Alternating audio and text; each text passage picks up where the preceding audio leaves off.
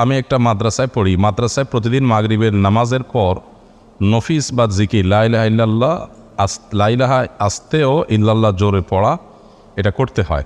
এটি কি শরিয়া সম্মত, না হলে করণীয় কি?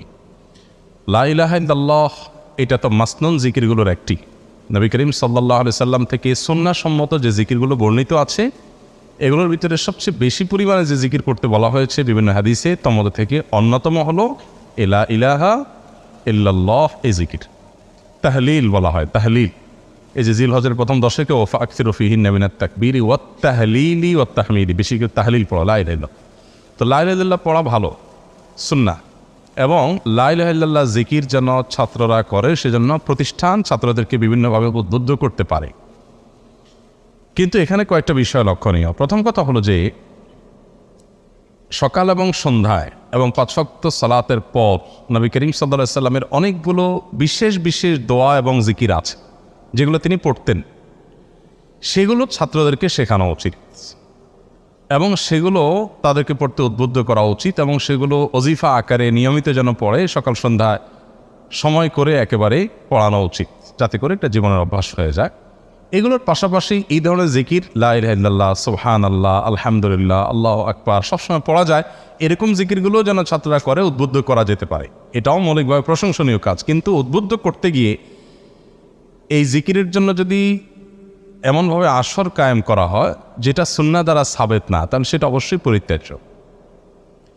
নবী করিম সাল্লাল্লাহু আলাইহি সাল্লাম বা খোলাফায়ে রাশেদা কিংবা সাহাবা একরাম ব্যক্তিগত এই জিকিরগুলো করার জন্য, সুবহানাল্লাহ বলার জন্য, আলহামদুলিল্লাহ, আল্লাহু আকবার, লা ইলাহা ইল্লাল্লাহ জিকির করার জন্য মজলিস করে সুরে সুর মিলিয়ে, তালে তাল মিলিয়ে, লয় তাল ঠিক রেখে একজনের সাথে সবাই এভাবে জিকির করেছেন কোনো হাদিস থেকে প্রমাণিত নয়। বরং বিভিন্ন সাহাবীরা এ ধরনের কর্মকাণ্ডকে খুব শক্তভাবে ইনকার করেছেন। আমাদের মনে রাখা উচিত, ইবাদতের যদি নির্দিষ্ট কোনো ফরম্যাট কোনো ক্ষেত্রে শরীয়ত ঠিক করে না দেয়, তাহলে আমরা নিজেরা যখন ঠিক করে নিব তখন সেটা বেদাতে পর্যবসিত হতে পারে। হ্যাঁ, যেটা হলো যে ছাত্রদেরকে অভ্যস্ত করা, তো অভ্যস্ত করার জন্য যেটি বললাম যে তাদেরকে স্মরণ করানো যেতে পারে, একটা সময় দেওয়া যেতে পারে, তোমরা এটা আমি জিকির করো, মাসন জিকিরগুলো করো। কিন্তু যে সুর মিলিয়ে মজলিস কায়েম করে জিকির করা এইভাবে এটা সুন্নাহ না। দ্বিতীয়ত লা ইলাহা ইল্লাল্লাহ জিকির নবী করিম সাল্লাল্লাহু আলাইহি ওয়াসাল্লাম করেছেন, সাহাবায়ে কেরাম খোলাফায়ে রাশেদা করেছেন এবং এটা নিরেট ইবাদত, এখানে আর কিছু না, ইবাদত চাক। তো এই ইবাদতটাতে তারা লা ইলাহা জোরে, ইল্লাল্লাহ আস্তে, এরকম বিশেষ কোনো পদ্ধতি আলাদা করে তারা অবলম্বন করেছেন বলে কোনো জাল হাদিসও নাই, সহিহ হাদিসটা পরের কথা। তো সাহাবায়ে কেরাম লা ইলাহা ইল্লাল্লাহ যেমনি জিকির করছেন, আমি এমনি করলে সমস্যাটা কোথায়? ইবাদতে তো আমাকে অনুকরণ করতে হবে নবী করিম সাল্লাল্লাহু আলাইহি ওয়াসাল্লামের, সাহাবায়ে কেরামের। অতএব তিনি লা ইলাহা ইল্লাল্লাহ জিকিরে এরকম বিশেষ কোনো প্রক্রিয়া যদি অবলম্বন না করেন, আমি সেটাকে করাটাকে আবশ্যক কেন মনে করব? হ্যাঁ, একটা ব্যাপার বলা হয় যে রিয়াজতের জন্য বলা, রিয়াজতের জন্য, মুজাহাদার জন্য বলা হয়।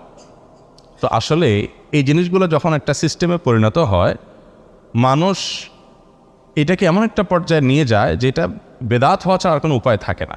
আর সবচেয়ে বড় কথা হলো, লা ইলাহা ইল্লাল্লাহ সাধারণভাবে পড়ে যদি সাহাবা একরাম উপকৃত হতে পারেন, তা আমরা উপকৃত হব না? আমাদের আবার অসাধারণ পদ্ধতি বানাইতে হবে নিজেদের থেকে। তো এই বিষয়গুলো হলো বড় প্রশ্ন করার মতো বিষয়। এমনিতে তো আলহামদুলিল্লাহ লা ইলাহা ইল্লাল্লাহ জিকির যেমন প্রশংসনীয়, মাদ্রাসাগুলোতে শিক্ষার্থীদেরকে আমলে অভ্যস্ত করা, জিকিরে অভ্যস্ত করা, সেটা খুবই প্রশংসনীয় কাজ। কিন্তু সেই সাথে এটা তাগিদ দেওয়া উচিত যে এক্ষেত্রে সুন্নাহ এটা এবং শরীয়তের নির্দেশনা এটা, বিশেষ করে মাসনুন আমালগুলোর প্রতি খুব বেশি গুরুত্ব দেওয়া উচিত। আমি অনেক জায়গার কথা জানি যে সমস্ত জায়গায় আলহামদুলিল্লাহ সকাল সন্ধ্যা জিকিরের খুব এহতেমাম হয়, অনেকেই এহতেমাম করেন এবং পীর সাহেবের দেওয়া ওজিফাগুলো কখনো ছাড়েন না, এরকম অনেক লোককে আমি জানি।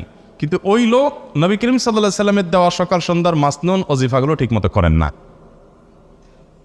এরকম বহু লোক আমি জানি। বহু লোক সকাল সন্ধ্যা রাখেন, রাত্রে যখন শোন, আপনি শোয়ার আগে নবী করিম সাল্লাল্লাহু আলাইহি সাল্লাম অনেকগুলো সুন্নাহ আছে, এত লম্বা, এটা সবগুলো যদি আপনাকে করতে হয় প্রায় 1 ঘন্টার মতো সময় লাগবে।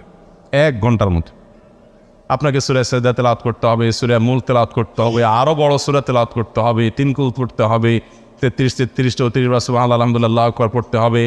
আপনাকে আল্লাহুম্মা আসলামতু ইলাইক ওয়া ফাওয়াজতু আমরি, আসলামতু নাফসি ইলাইক ওয়া ফাওয়াজতু আমরি ইলাইক ওয়ালজাতু যহরি ইলাইক রাগবাতান ওয়া রাহবাতান ইলাইক লা মালজা ওয়া লা মানজা মিনকা ইল্লা ইলাইক আল্লাহুম্মা আমানতু বিকিতাবিকাল্লাযী আনজালতা ওয়া বিনাবিয়িকাল্লাযী আরসালতা। এ দোয়া পড়তে হবে। ঈসা নবী সাল্লাল্লাহু আলাইহি ওয়াসাল্লাম পড়েছেন। কত দোয়া যে তিনি শোয়ার আগে পড়েছেন এবং কত আয়াত যে তেলাওয়াত করেছেন, সবগুলোকে একত্র করেন, অনেক সময় লাগবে পড়তে। কিন্তু এগুলো অনেকে এহতেমাম করেন না। নবী সাল্লাল্লাহু আলাইহি ওয়াসাল্লামের সুন্নাত কিন্তু দেখা যায় যে নিজে থেকে বিভিন্ন ইবাদত রিয়াজতের উদ্দেশ্যে বা অন্য উদ্দেশ্যে আমরা এটাকে খুব বেশি দেওয়ান করি। তো এই ক্ষেত্রে ব্যালেন্স আমাদের থাকা উচিত এবং সুন্নাহকে সব কিছুর উপরে প্রায়োরিটি দেওয়া উচিত এবং সুন্নাই হলো ইবাদতের একমাত্র পথ সঠিক এবং সুন্নাহ খুঁজে খুঁজে করা উচিত। সুন্নাহর চর্চা আমাদের সমাজে খুব বেশি নাই। আপনি শুধুমাত্র যেই সমস্ত দোয়া নবী করিম সাল্লাল্লাহু আলাইহি ওয়াসাল্লাম দৈনন্দিন পড়তেন এইগুলো যদি সব পড়েন তাহলে সকাল থেকে রাত পর্যন্ত শতাধিক দোয়া পাবেন, যে 100 দোয়া ডেইলি আপনাকে মিনিমাম পড়তে হবে। বাজারে যেতে, একটা মসজিদে ঢুকতে, বাইর হইতে, টয়লেটে যাইতে, বের হতে, জামা কাপড় খুলতে, পড়তে, পানাহার করতে, মাঝখানে শেষে অজুতে, কত দোয়া।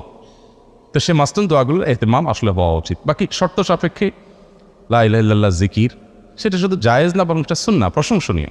অর্থাৎ সেটা শর্ত সাপেক্ষে বলতে যদি সেটা সুন্নাহর খেলাফ কোনো পদ্ধতি না হয়, বেদাতের কোনো দিকে নিয়ে না যায়, বিশেষ কোনো প্রক্রিয়ার শর্ত সেখানে অবলম্বন করা না হয়। ভাই একই আমল নবী করিম সাল্লাল্লাহু আলাইহি ওয়াসাল্লাম সাহাবা একরাম খোলাফা রাশেদা করেছেন এবং আমলটা নিরেটি ইবাদত, সরাসরি ইবাদত। তো সেখানে আমি আবার আলাদা প্রক্রিয়া, কয়েকটা শর্ত, কয়েকটা প্রক্রিয়া সেখানে নতুন করে যুক্ত করা, এটা ইসলাম এর নির্দেশনা হতে পারে না। মা আতাকুমুর রাসূলু ফাখুযুহু ওয়া মা নাহাকুম আনহু ফান্তাহু। নবী করিম সাল্লাল্লাহু আলাইহি ওয়াসাল্লাম যা করতে বলেছেন ঠিক সেটাই আমাদেরকে করতে হবে। আল্লাহ আমাদেরকে আমলের তৌফিক দান করুন।